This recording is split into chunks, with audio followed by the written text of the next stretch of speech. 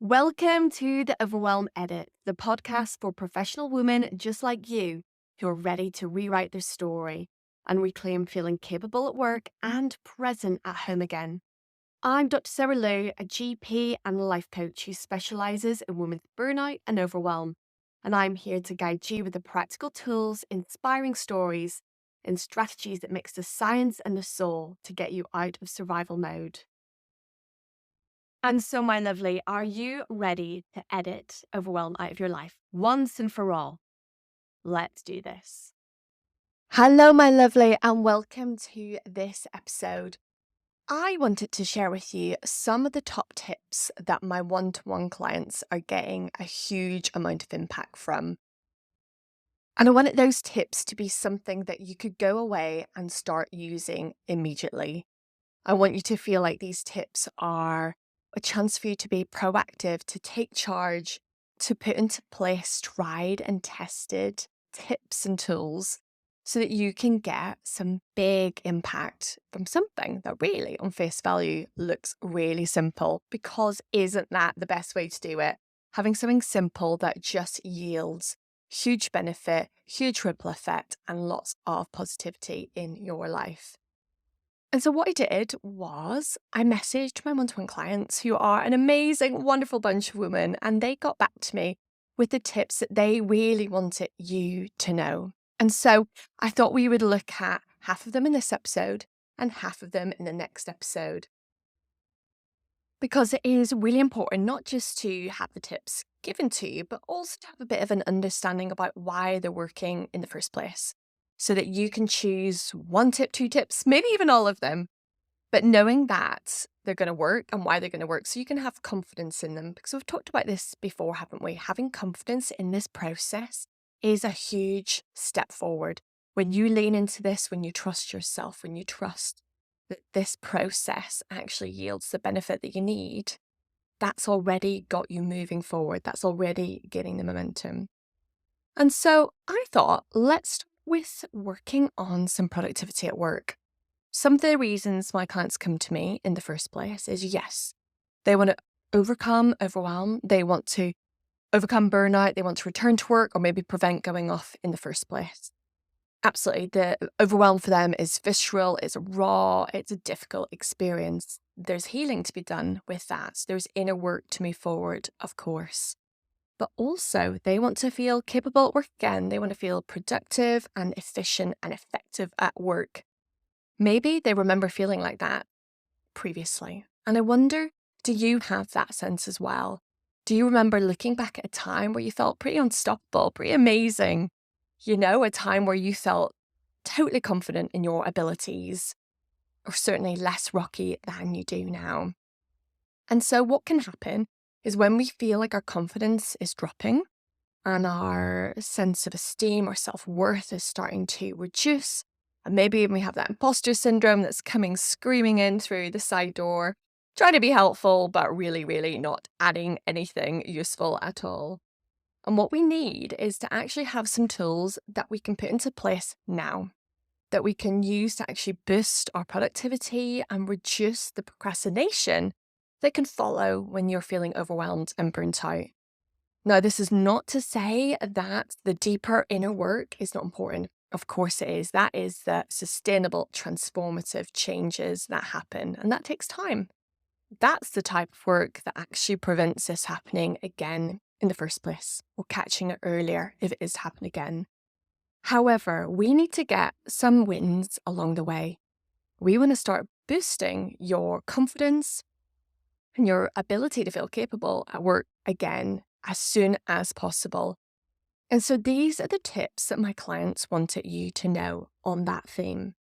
My clients really identify as having that feeling of procrastination and experiencing the frustration and the, feeling fed up. Like, what is happening? What is going on? Why can't I just do it? And of course, it's not that simple. Of course it isn't. We know that as you get more overwhelmed, we know as the burnout symptoms increase and the pressure mounts, procrastination comes in. And here's the thing about procrastination. It's so important that you know procrastination is not the same as being lazy. It's not the same as not caring about your work. is not the same about just thinking, oh, I'll just do it tomorrow. It actually, not knowing where to begin is feeling like there's too much. It's feeling like the load is heavy and you can't focus because maybe your brain has gone into that hyperactivity where it's got multiple tabs open like a computer screen and it's moving from one to the next to the next because it feels overwhelmed, because it feels under pressure, because it feels under threat. And so the procrastination, in a way, it tries to slow you down to actually help you out of this pattern. But what it does instead is actually trap you in this decision paralysis or finding yourself stuck, not moving forward, and the pressure dismounts around you. And it becomes a vicious cycle. So what can we do about that now? So there's some really important tips here that we can break them down. I've got 3 tips for you to look at today. Let's start with something that is really well known, but it is incredibly effective. I wonder if you've heard about it before. It's called the Pomodoro Technique. And the Pomodoro Technique is incredible if you just think, oh my gosh, this list is massive. This is going to take me hours. Where do I even begin? And you find yourself maybe going to the toilet or getting another cup of tea or looking at something on your phone instead of getting started.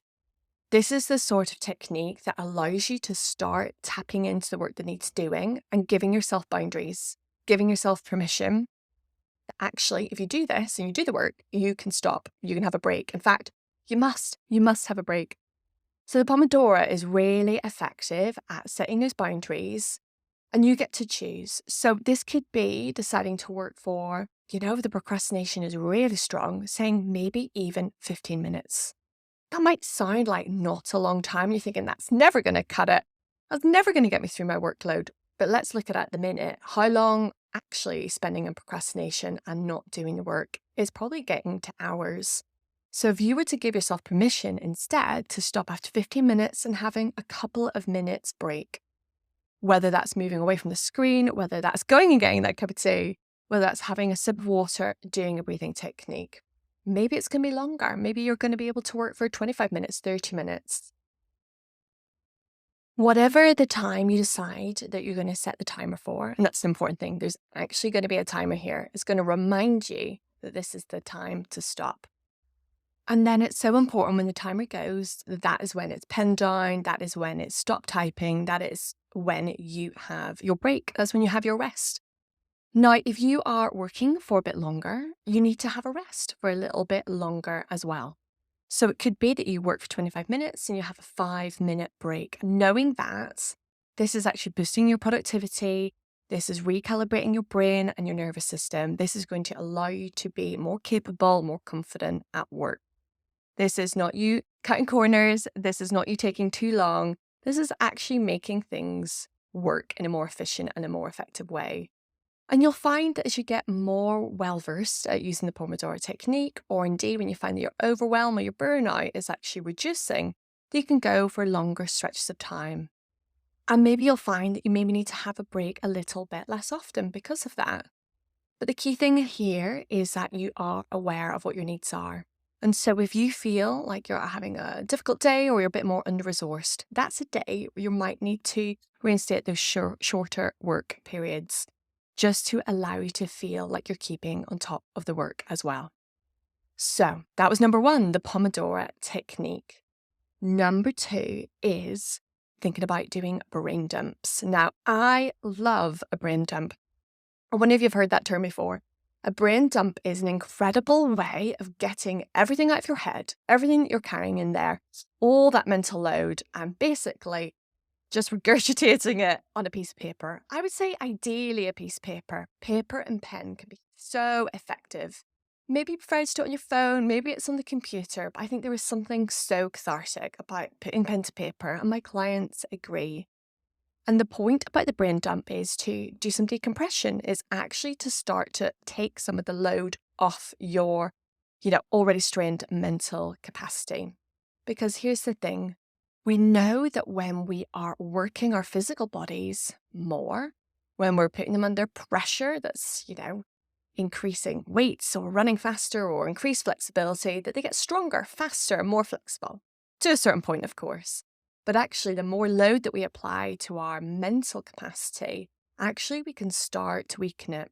So when you're carrying mental load and you think, I'll just remember it, I'll keep it on my mind. I must remind myself of that. It's actually contributing to adding more plates that you're spinning already. It's contributing to increasing the mental load. So get it all out of your mind. Get it on a piece of paper, scribble it all down, purge it if you like, and you will feel a sense of relief. And it might be incredible. It might be a bit shocking to actually see how much is in there, how much you've been keeping, all the different themes, all the different topics, all the different aspects of life that you've been managing simply by keeping it all just, on your radar. How exhausting that is for you, for your mind, for your subconscious. And so the brain dump works by decompressing, and it's amazing. Now, when it comes to thinking about how often to do a brain dump, just think what would work for you. So some of my clients prefer to do this at the start of every day, depending on their job, and some of them it's going to be once a week. I would say at the start, when you're feeling overwhelmed, you think you might be on that burnout journey, doing it more often is going to be really important to keep that decompression level, to keep that mental load down.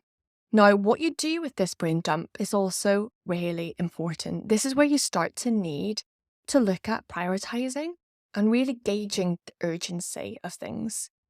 Because you and I know the more overwhelmed that we feel, the more important absolutely everything starts to feel. And that adds to the overwhelm, that adds to the overstimulation and to the mental load, doesn't it?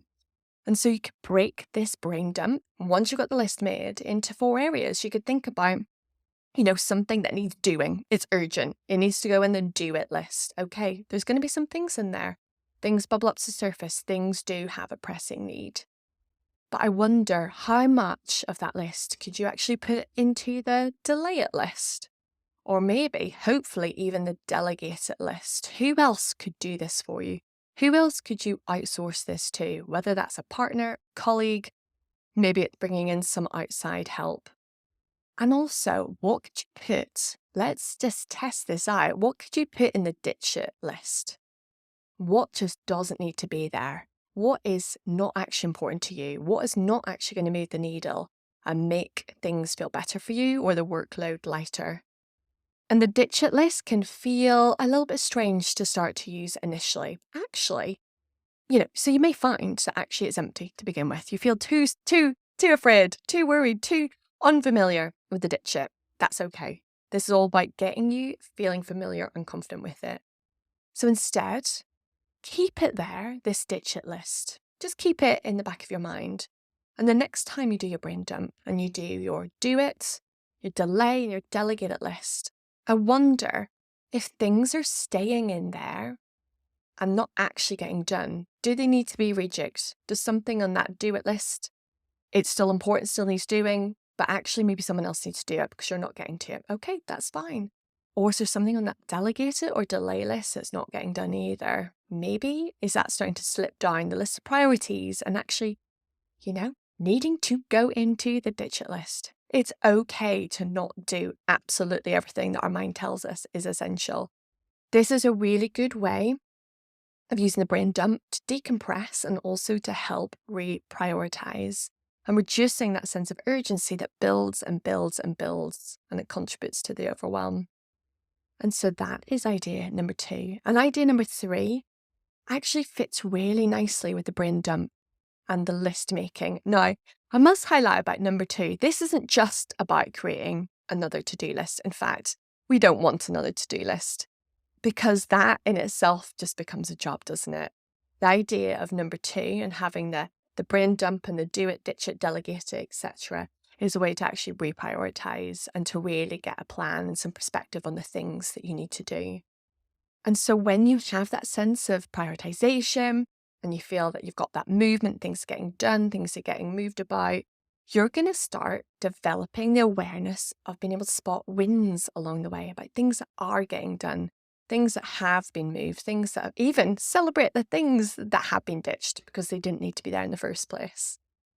And so if you do get into a habit of doing this regularly, once a day, once a week, even once a month, look at the stuff that you have done. Look at the stuff that you have, involved others, that you've delegated, that you've actually been able to offload your mental load. Look at the needle, look at how far you've come and celebrate it. So often we forget to acknowledge or look at the steps, the baby steps forward that we are taking. Instead, all we see is what we have not done. That plays into that perfectionism and the people pleasing, doesn't it? It gets so strong here, that inner critic. And instead, let's start giving our subconscious some positive ideas, celebrating wins, of how movement is occurring, how things are moving forward, and we're able to celebrate our success and our achievements, because achievements aren't all about deadlines, certificates, even speaking opportunities and events, etc. It's actually about being able to have a life that feels good, joyful, full of presence and hope. That is success, and that is a win that should be celebrated. And so these are the 3 tips that my one-to-one clients really wanted you to know on that theme of reducing procrastination, increasing that productivity, and feeling confident and capable at work again. And so, my lovely, I wonder which of these are new to you. Which ones of these have you already heard about? I'd love to hear your thoughts. I'd love to know how they work for you. I have a particular favourite out of this list. Mine is the brain dump. I absolutely love the opportunity to just purge everything out of my brain and onto a piece of paper. I find it so satisfying. And so that would be my go-to. And that's the thing. This is to get this to work for you. This is not a one-size-fits-all approach. Play with it, give it a try, experiment, change the frequency, change the length time of the Pomodoro. I would definitely say just clocking those wins. That really, let's make that a non-negotiable.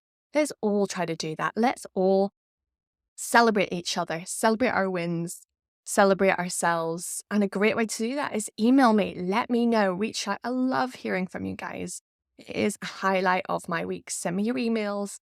If you're putting us on Instagram and you've got a new habit, tag me in it. I want to celebrate and cheer you as you go, as you move forward. And so, my lovely, I'll be coming to you with another episode on these top tips. These are going to be on the themes of creating the healthy habits that are increasing the resources and reducing the overwhelm that have worked a real treat with my one-to-one clients. Those things on face value seem so simple and yet really, really pack a punch. So do keep in touch. Can't wait to hear from you. Bye-bye.